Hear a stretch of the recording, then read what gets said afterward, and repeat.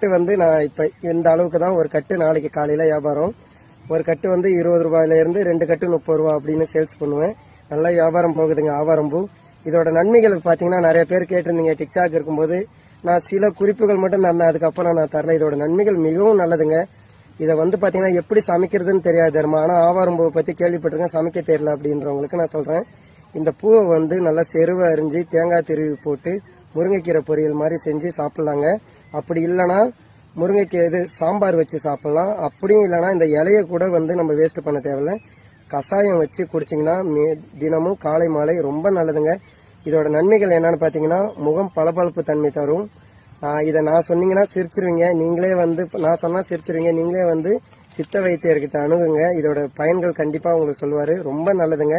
இதோட நன்மைகள் பல இருக்குது. இதை நீங்களும் கூகுளில் சர்ச் பண்ணி பாருங்கள். நன்றி, வணக்கம். இது மிகவும் நல்லது.